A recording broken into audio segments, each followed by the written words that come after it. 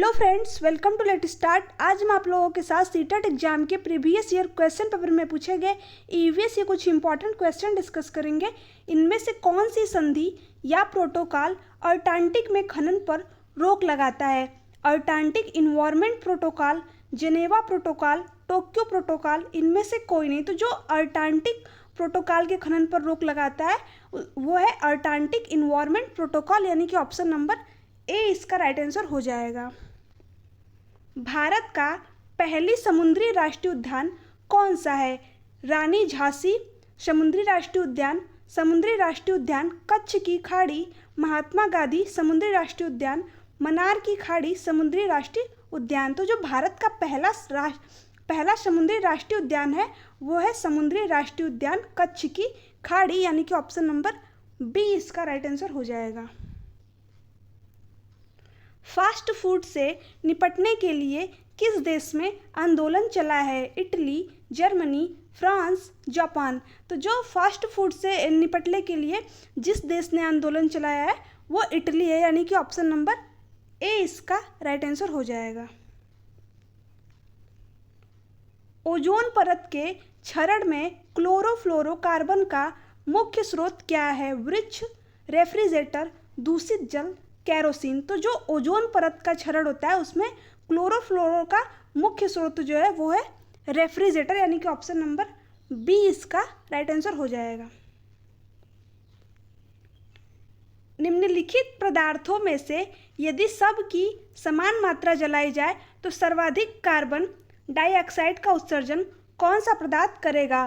Kerosene, प्राकृतिक gas, gasoline, propene. तो option number A इसका राइट आंसर हो जाएगा, यानी जो केरोसिन है वो सर्वाधिक कार्बन डाइऑक्साइड गैस का उत्सर्जन करेगा। तो ऑप्शन नंबर ए इसका राइट आंसर हो जाएगा।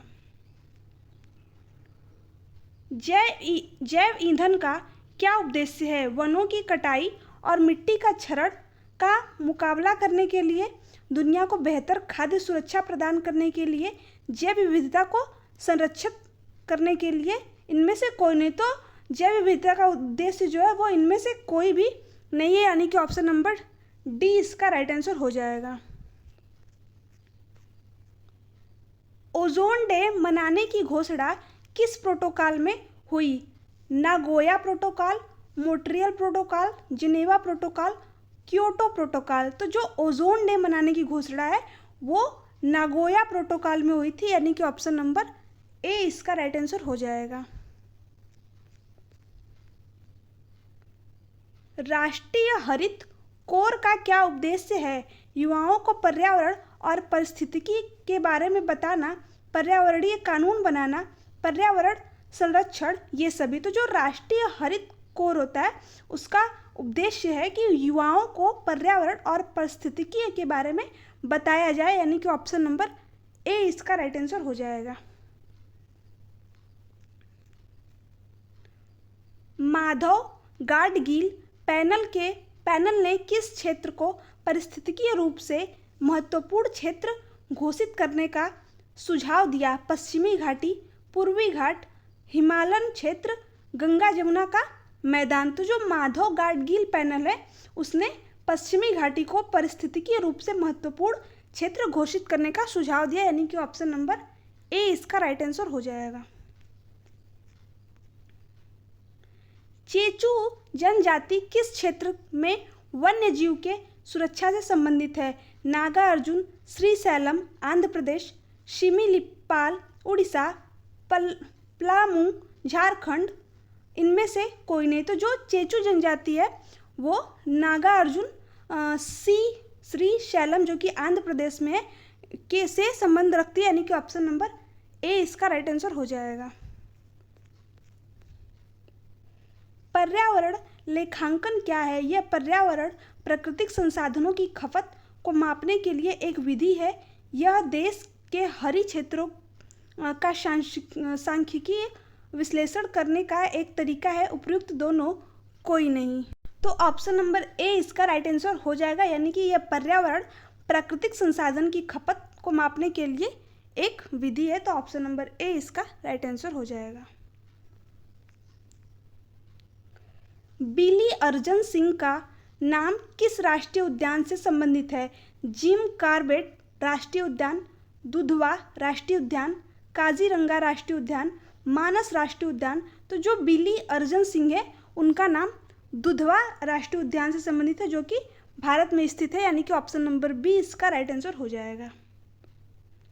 राष्ट्रीय हरित प्राधिकरण की मुख्य बेंच कहाँ है? भोपाल, कानपुर, लखनऊ, इलाहाबाद। तो जो राष्ट्रीय हरित प्राधिकरण की मुख्य बेंच है वो भोपाल में है, यानी कि ऑप्शन नंबर ए इसका राइट आंसर हो जाएगा।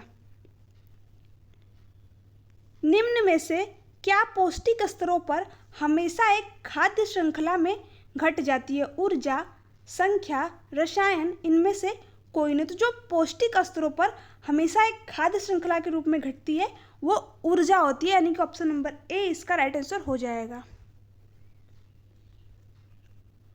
निम्नलिखित में से जैविक उर्वरक कौन सा है?